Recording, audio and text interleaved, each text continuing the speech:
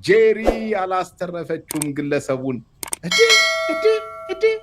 ጄሪ እኔ እንደውም አፍሬ ነው እንጂ ርዕሱን የመቀመጫ ፖለቲካ ቀጥሏል ነበርና ጄሪ በቃ እናቴ ተመቸሽ እንዴ በጣም በቃ ተበቀለችልኝ እኮ ችን መረጃ አርብለት ካወጣም በኋላ ሲያብድ ቆይቶ ነው የመጣው። ሁለተኛ ነገር ጽምዶና ጽምዶ ድምጦ ቁምጦ ይባል ለኛ የሚመለከተን ነገር የለም ለኢትዮ 360 ምክንያቱም እኛ ለማንም አሽከሮች አይደለም የሙሉ ጊዜ ገረዶችም አይደለም ካርታ የቀያየር ማሊያ የቀያየርን ከሌና አንገስ ምን ሰዎችም አይደለም ስለዚህ እሱ ጠቅልሎ ለገባበት እሱ ይሁን እንግዲህ ድርድሩን ያቤተ ዲሞክራሲ የእንግዲህ ልጅ ሆኖ መቀመጫውን ሲያሳጡት መቀመጫውን ጠግኖ መቀመጫ የሰጠው ኢትዮጵያ ህዝብ ነው እውነት ለመናገር አሁን ደግሞ አንደበትና ጭንቅላት ይሰጠዋል ወይ እኔ ያዝናለሁ ይሄን በመናገሬ ከዛ ውጭ ግን አንድ የምናገረው ነገር ምንድነው ጄሪ ሀብታሙን ራቁት ፎቶ አለኝ ስቱዲዮ ውስጥ እያለች ነው አቤ ገርሞኛል የሆነ እንደዚህ አይነት ነገርም ደግሞ አለች መሰለኝ ፖለቲካ ምንም ፖለቲካ አታውቅም የሚል ነገር ተነስቷል እንደውም አንድ ሞት ኢየሩሳሌም ተክለ ጻድቅ በየትኛው ሚዲያ ላይ ነበረ ፖለቲከኛ ነኝ ብላ የተናገረችው ፖለቲካ ወዳለው ብላ የተናገረችው ፖለቲካ ይገባኛል ብላ የተናገረችው የተነበረ እኔ ፖለቲከኛ አይደለሁ ፖለቲካም አይገባኝም ፖለቲከኛ መሆንም አልፈልግም የትኛው እሱንና እሱን የመሰሉ ሰዎች የሚጎነጉኑት ነው ፖለቲካ የሴራ ፖለቲካ ከሆነ ባፍንጫ ይውጣ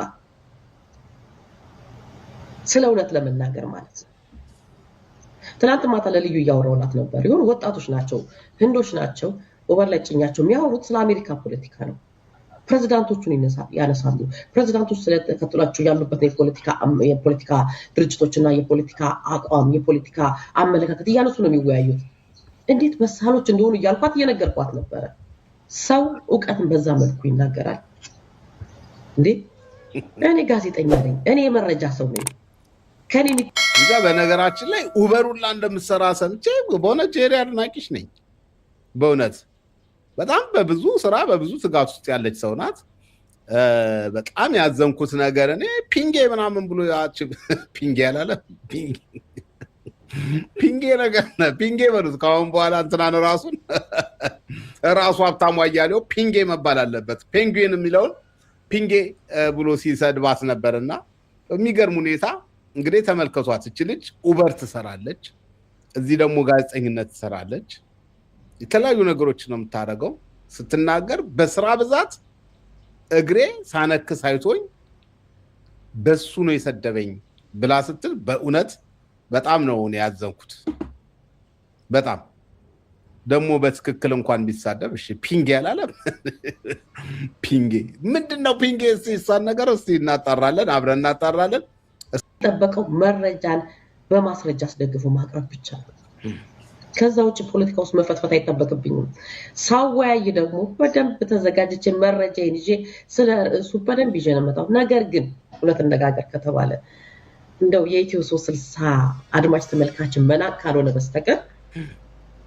2 ሰዓት ሙሉ እያለከለከ ላቡን እየጠረገ ምራቁ እየደረቀበት ውሃ እየተጎነጨ እዚህ ጋር የተቀመጠውን ሌላኛውን ተወያይ ተመልካች አድርጎ አወያዩን ተመልካች አድርጎ አንድ ነገርን 10 ጊዜ እየደጋገመ አረባክን ሌሎቹ እድል ሰጣቸው አረባክህን እየተባለ ባሰማውም ሰው ሲያደነቁር በነገራችን ላይ እውነቷ ነው ኮሜንት ላይ ራሱ አስተውሳለኝ ኤርሚ እነሱ ጋር በሚሰራ ጊዜ በጣም ብዙ ሰዎች አረ ለኤርሚ ድል ስጠው ምናምን ይሉታል ኤርሚያስ እንዲናገር ብዙ ሰዎች ፈልጋሉና በዚህ አጋጣሚ ሌላው መረጃ ማለት ነው ሀብታሙን ኢህአዴግ ቤት ስልጠና የሰጠው ኤርሚያስ ነው ኤርሚያስን እንዳጠምዱት እንጂ ከሱም አልፎ ደግሞ ከእንደገና ቴሌቪዥን ላይ ሲመጣ ለቴሌቪዥን ያበቃው ኢሳት ላይ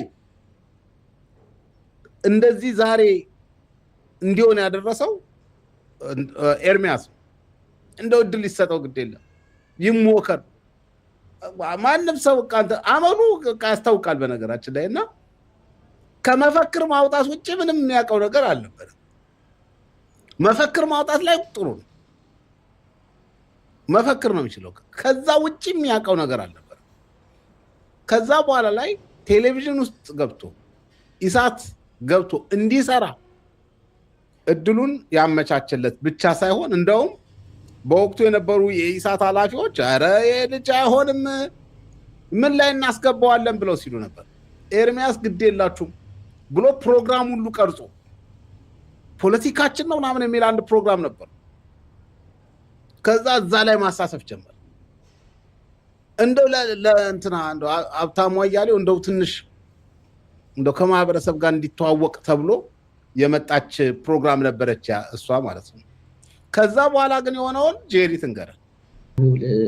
አንድ ከእውቀት የጸዳ ግለሰብ እውነት ለመናገር ዛሬ ወጥቶ ከሌ እውቀት የለውም ከሌ እውነት ኢትዮ ፎረም ይመስክር ድምፁን ቀንሶ እዛ ቢሮ ውስጥ እንደመጣኩ በውሃጁን ነከር አድርጎ ጸጉሩን ነካ ያደርግና ኢትዮ ፎረም እኛ እንዳንሰማው ኮርጇል እንዳንል ማለት ነው።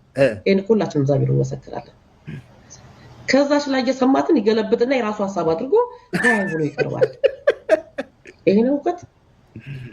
ኢትዮ 360 ከተጀመረ ጀምሮ ሲመሰረት ጀምሮ የነበሩ እዛ ቤት ውስጥ የነበሩ ጋዜጠኞች፣ የፖለቲካ ሰዎች እውነት ለመናገር እሱን አፈርፍሮ ማይበለው የለም። አፈርፍሮ ጨዋነትን ከሙያ ጋር ይዞ ማንም ደፋር የለም። ማንም ልዝለፍ አይልም። እውነት ለመናገር እነዛ ሰዎች ቢኖር ተቋም አያፈርሱም፣ ገንዘብ አይዘርፉም፣ ጓደኞቻቸውን አያዋርዱም። ያው ተቋሙን እኮ ከዛ ተቋም ሲሄዱ ምንድን ያደርጉት የራሳቸውን ተቋም ይዘው በስርዓት ነው እየሰሩ ያሉት። ምንም ይሁን አመለካከታቸው፣ ምንም ይሁን አቋማቸው ሳትዘጋጅ መተህ አንድን ሐሳብ 10 ጊዜ እየደጋገሙ ይሄ ነው እውቀት። መናገር ስለቻልክ የመናገር ብቃት አለኝ ብለህ ስላሰብ አይደለም። ያንንም ቢሆን እኮ እግዚአብሔር የሰጠህ እኮ የመናገር ጸጋም እኮ የሚገፋ አምላክ አለ። አፍ ሲከፈት ጭንቅላት ባዶ መሆን ይታያል። ትላንትና ስትናገር ጓደኛህን አጸይፋለሁ ጓደኛህን አዋርዳለሁ ብለህ ስትሄድ አይደለም። እኔ በአሜሪካ ምድር የተመዘገብኩኝ ባለሙያ ነኝ። ሬጅስተርድ የሆንኩ የጤና ባለሙያ ነኝ። እስቲ እውነት እንደው ቦልት አድማጭ ተመልካቾቻችን አንድ ጥያቄ ጠይቁት። በአሜሪካ ምድርን ከረገጠ ጀምሮ አንድ ስራ ሰርቶ ያውቃል? እንዴት አንዲት ስንት አንስቶ ያውቃል? ከአሜሪካ ምድር ላይ ታንጂ በሰው ትከሻ ላይ አይደለም ያለው፣ በሰው ሸክም አይደለም ያለው። በአንድ ወቅት እሱን ከሚደጉሙት መካከል አንደኛው ሰው ጋር አንድ ትልቅ ሰው ይሄዳል። ድጋፍ ሊጠይቀው ነው ሄደው። ትልቅ ሰው ነው እና እባክህን ቸግሮኛል እርዳኝ ነው። የዛ ሰው ምላሽ ምንድነው? ኧረ እባክህ እሱን መጥቶ እኔ ላይ ነው የወደቀው። ሁሉ ነገር እኮ የምችለው እኔው ነኝ። በምን እንደምገላገለው አላውቅም። አያችሁ፣ ለሰው ሸክም ሆነ ስለ ሰው ስራ በስራ ብዛት ስለታመመ እግር ስለማነከስ ልታሾፍ ስትመጣ ሚሊዮኖችን ነው የምትነካው። አንተ ባልሰራበት አንተ ባልደከምክበት። አፈወርቅ እውነት ለመናገር እኛ ደክመን የምናመጣው ገንዘብ ስለ እውነት በረከት አለው። ስለ እውነት ለኛ ጸጋ አለው። እዛ ቢሮ ውስጥ ሁሉንም አባሮን እዛ ቢሮ ውስጥ ቀር ያልሞተው ብሩክ አለ። ብሩክ ይደውልና ምን አባቷ ትሰራለች እዚህ ተጎልታ በካሜራ እያየኝ ማለት እዛ ኡበር ዋጋ አትሄድም ተጎልታ እዚህ እንደምታረግ ሲጀመርስ ምን ልታረግ እዚህ ቢሮ ትመጣለች? ያልሞተ ብሩክ አለ። እኔና ብሩክ ማንገናኝ ይመስላል። እሱ ለብሩክ ያን የሚለው ብሩክ ቴክስት ያደርግልኛል። አንቺ ምን አባሽ ሆነሽ ነው እዛ የተቀመጥሽው? አትወጪም ከዛ ቢሮ። ይሄን ያለው ለምን ነው እዛ ውጪ መባለው? አንድ ነገር በግልጽ ልናገር፣ አሜሪካ ውስጥ ያለው ስራ የሰው ሚስትን እንደማማገጥ ቀላል አይደለም። ለዚህ ግለሰብ የሰው ሚስት ማማገጥ ቀላል ነው። ኢየሩሳሌም ከዛ ቢሮ ስትወጣ እዛ ጋር ምን ሊያደርግ እንደሚችል እሱን እመጣበታለሁ። የቀን ጉዳይ ስለሆነ እመጣበታለሁ። በተለይ እዛ ጋር ጠገቡ ያሉ ሰዎች አላርፈም ካሉ እመጣበታለሁ። በአይኔ በብረቱ ላይ ያየሁት ነገር ምስክርነት ምንም አንድ ቀን ዋሽቼ አላውቅም። ምክንያቱም ለማንም ሰው ዋሽበት ምክንያት የለኝም። ክርስትና ሳመልክ ኦርቶዶክስ ነኝ ስል ከልብ ነው። አንገቴ ላይ ማተም ሳረግ ከልብ ነው። ለዛ ነው የምመሰክረው።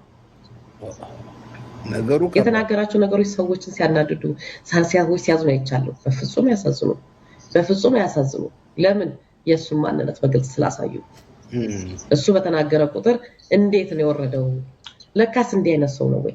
ከምን አይነቶቹ ጋር ነው የኖርነው? ድንክዮች አለ። ያልገባው ነገር ግን የኛ ጨዋነት፣ የኛ መልካምነት፣ የኛ ዝምታ የሱን ብልግና ደብቆ መኖሩን ነው።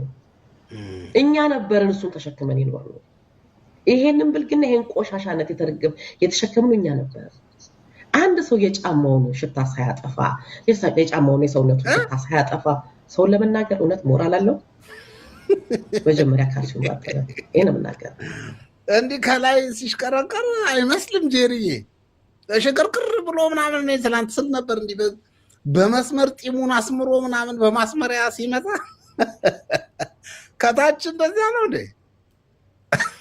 ወይ ፈጣሪ እንግዲህ አብሮ ያለ ነው የሚያውቀው እኛማ በርቀት እንግዲህ ምን እናውቃለን እሺ መጀመሪያ መቆሸሽ ከዛ ይጀምራል እኔ አንድ ነገር እናገራለሁ እውነት ለመናገር አሁን ላይ ስሙን እጠራለሁ ምክንያቱም መጥራትም ስላለብኝ ነው አንድ ሰው የሰራው ነገር ትላንትና የሚባል ቀናቶች አሉ ትላንት ያለፉ መልካምም ክፉም ቀናቶች አሉ ከቀድሞ መስሪያ ቤታችን ምንም ነገር ሳንሰራ ምንም ሳናደርግ ድንገት ውጡ ስንባልና ስንባረር ከዛ